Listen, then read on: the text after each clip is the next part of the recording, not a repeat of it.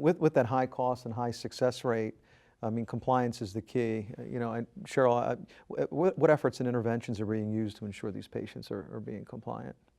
We're leveraging the same high-touch model that we're using with our oncology patients.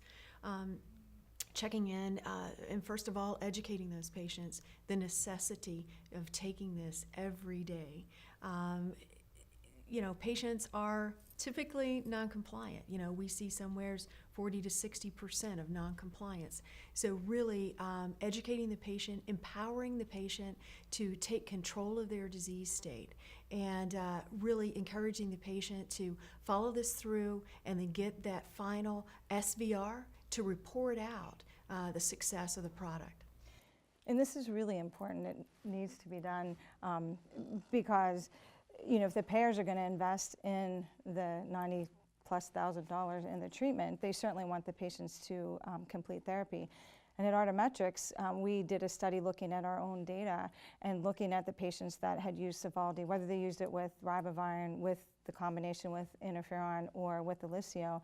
And we saw a fairly high discontinuation rate of around 10 or 11%. So since the treatment duration is not very long, it's not a chronic medication, we believe that every effort possible needs to be made to keep these patients compliant, making sure the patients understand that if they take this medication for the 12 weeks, they will be cured of their disease. So I think extra efforts here because of the time crunch is really important. Nick, are these programs leveraging both patients and practitioners? Absolutely. I mean, when you throw Hep C into specialty pharmacy, you're adding another dimension, and part of that reason is because of the patient and their lifestyle.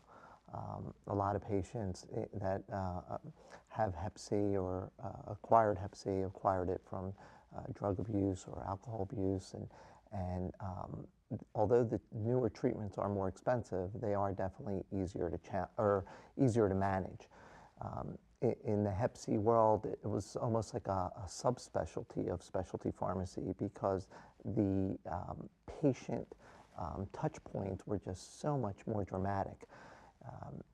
In ribavirin and pegylated interferon, traditional, and then adding the Sovaldi even on top, your patients were having difficulties with an array of different issues, some of which when are they actually starting therapy? Pegylated interferon is a once a week versus the oral medications. Many specialty pharmacies were telling patients to start on the Fridays, but may have been dispensed on a Monday. You're looking at the data as a payer, and you're not sure when did the patient actually start. You're doing the 12-week prior authorization, the payer saying, but wait a second, the patient's not at the 12-week mark. So there was just so many array of different possibilities for the patient not to be compliant. It's even more important now when the stakes are higher. But I can tell you in our population, I would say probably 70% of the patients that we were servicing with hepatitis C were requiring injection training, where we physically had to send a nurse into the patient's house to make sure that they understood how to use their pen, because they may have taken a class at the physician's office where they learned how to use one device, and because of the payer formulary, you may be sending a different device. So instead of a syringe, now they have some pen device, and they're totally confused on how to use it. And although a phone call is a great way to touch the patient, it becomes difficult to manage that type of high-tech, high-touch without an interaction. Very good. I would agree. Adherence is so important in this space, and I believe that it really all begins with great patient engagement. Understanding, making sure the patient understands not only the hows of being adherent to their medication, but also the why. Why is it important to maintain adherence to their medication? And part of that reason is, of course, so that the virus doesn't mutate and then